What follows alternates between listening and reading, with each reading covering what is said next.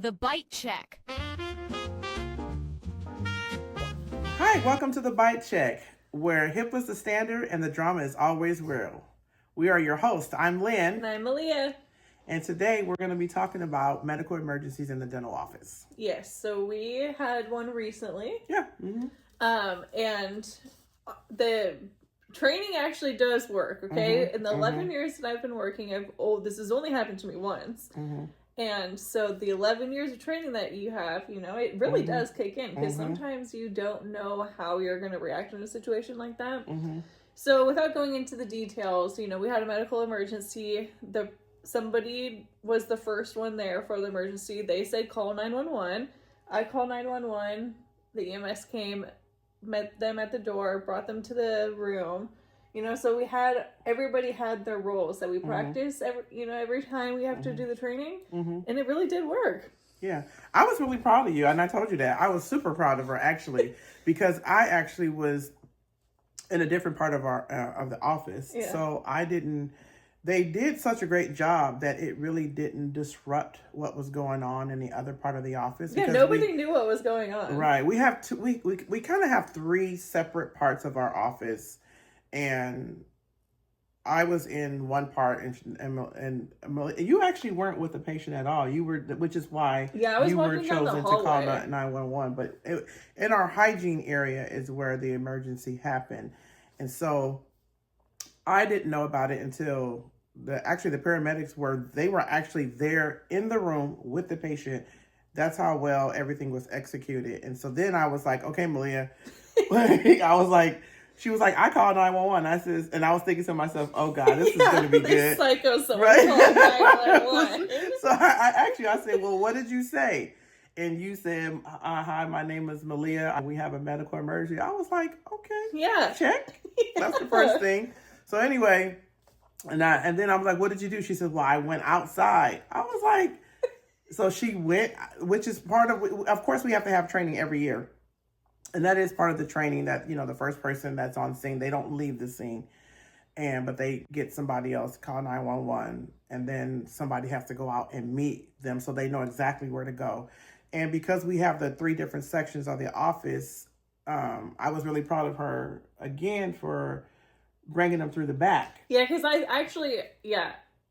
thought about it for a second, because by the time I'd walked up to the front, they were already there. And at that point, it was said return hours, so we had a room full of patients, and I was thinking to myself, let's not do this. So let's go around back. So yeah, I mean, but it actually just made a whole lot of sense just all the way around, because it didn't get everybody else all. Because again, I had no idea. No, nobody knew what was even going on, and the patient was perfectly okay. It ended up being okay, left on their own accord. But we just did. The office did everything that they were supposed to do, and so I was actually I was quite proud of our office, and I even said to you that I feel confident that if I pass out, I'm gonna be okay, because I was a little concerned before. I know, because you would think me calling 911, I'd be like panicking, like, I don't know what to do. Yes. But it really does, just kick in, you know? And that's what we were talking about after the fact. We've done this training so many times, and we have a very small turnover rate, so we've had the same employees forever. So we all kind of know how to do it. So it was very smooth. Yeah, it sounded like this. It went exactly the way textbook we were trained to do. It was textbook. And so, for dental professionals that are watching, thank you to the girls at the endodontic office that watch every week. It's make sure you're keeping up with your your training that you're supposed to do, because yes, it happens once every 10 years or whatever, maybe, but when it does happen, if it was your loved one, you would want the staff to be well trained, where they know what to do, where to go, how to get the paramedics to you. And the paramedics were there. They were super quick. Yeah. Before I even got off the phone with 911, they were already almost there, basically. Yeah. Because like I said, by the time I hung up the phone and walked up front, they were pulling in the driveway. So the whole thing was maybe 3 minutes, I'd say. Yeah, that's good. Like I said, I just got to hear about how everything happened. And like I said, I like to ask questions. Okay, well, what did you do? What did you say? No, you were interrogating me, making sure.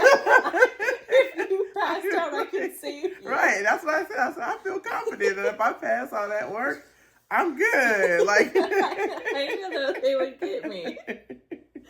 Yes. So yeah, keep up with your training. It really does. You know, Mm-hmm. you really do have to.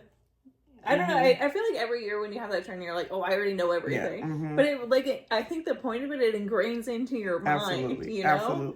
Absolutely. And we always dread, which is why we thought it was important for us to do this video, because we dread those videos. Mm-hmm. I mean, we dread those trainings because we usually want to go home.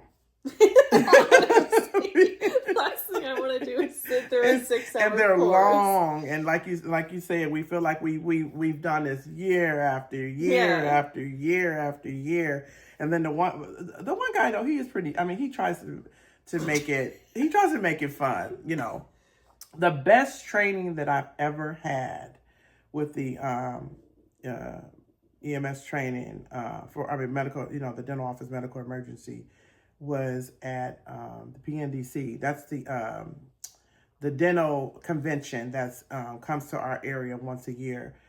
The fire department did it. It was do you remember that when we did that? Yeah, actually, that was actually was a good one. and I actually felt like I learned something different there. I actually think that good. The fire department doing it actually makes the most sense, because every time somebody gets called, the fire department has to go. It doesn't matter if it's even if there's no fire, the fire department still does go. So I mean, they're doing this 20 times a day. So the training for them actually is superior. I agree. Yeah, it was that was the best training that I've ever had. I've been doing this for over 30 years, and like I said, that was the best training that I had.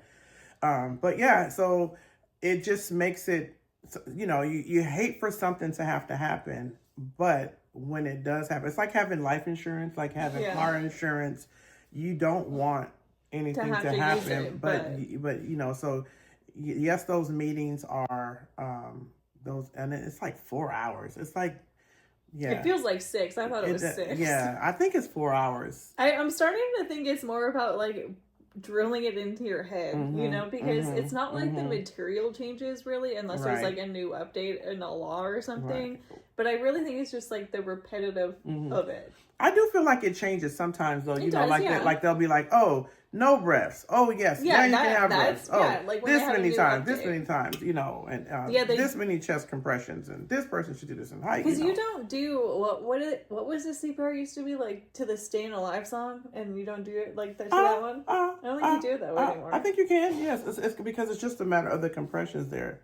Oh, I thought the last time we did it, they said that you can't do that anymore. I don't remember that. Maybe I should. Yeah, I think what they said is the breaths was different. See, that's why we need to do another. This year we're due. See, there you go. Yeah, I think it's this year because it's every other year. So yes, but we have there's enough training there that we could do something. If you needed some breath, we got the AED. Yeah, I mean, as a matter of fact, the AED tells you what to do. Yeah, I was gonna say because you'll turn on that box and remember her robot voice will say compressions now. Yes. So really, I mean, the AED will teach you. No, that is not. We started our all right. On Monday, I will be telling the doctors it's time for us to schedule our training. But no, seriously though, with all seriousness, I'm so thankful that everything worked out well. Yeah. But kudos to the staff and that were involved, because like I said, it went well. And I just Amelia and I both wanted to just encourage dental professionals or any medical professional, because actually medical professionals, at least at the hospital, because my friend works at the hospital, they have to do it every 3 months. We only have to do it once a year. 3 months? Every 3 months they that have makes to. Sense. Yeah, it does, because they have to, it's more critical for them than it is for us. I think everybody at some point in their life should take a CPR class. Absolutely. I mean, you never know. Yeah, absolutely. But yeah, so I the next one, I feel like I'm gonna probably pay more attention, and not that I wasn't paying attention before, but I actually, the last time we did it on our phone. Remember the lady sent it? Is that the one when I had COVID? So I was at home. I did it over the. No, I think it was not last year, but the year before, or maybe it wasn't the right. Maybe that was Wisha. I think there was Wish It's Up. all the same thing. Oh no, it's not the same thing. CPR and Wish yeah. are different. Yeah. I know one of the trainings I had Yeah, COVID, you did have COVID. and I still did it, but I just did it at home. Yeah. Over the Zoom there. But honestly, they all kind of blend together. That was the Wish Up, because I wouldn't have been able to do the CPR one, because you have to do you have to yeah. So no, it was the other the sterilization and stuff one. Was the one that I did. That we have to do that one every year too. But yeah, so yeah, I feel like, it was just a reminder of how it's important for us. It's like, why we have to do these things. So, yeah. But again, like I said, I was really proud of the office, and encourage you and your staff to make sure that you keep up with your training. So if hopefully nothing will ever happen, but in the case that it does, you're prepared. All right. Good job, team. All right. And as always, thank you for watching. And remember to like, share, and subscribe. Subscribe. I'm going to do it every time. And comment. Oh, you always forget that one. And that is important, too. She loves subscribe, but we need the comments. We need both. I know. We need the comments, because it helps YouTube suggest it. Yeah, and we want to hear your stories too. Right, absolutely. And we like to hear your comment, read your commentary in there too. Mm-hmm. Yes, okay. And maybe that will be our next episode, where we read some of our comments. Yeah, actually, that's a good one. Mm-hmm. All right. All right, okay. see ya. Bite check.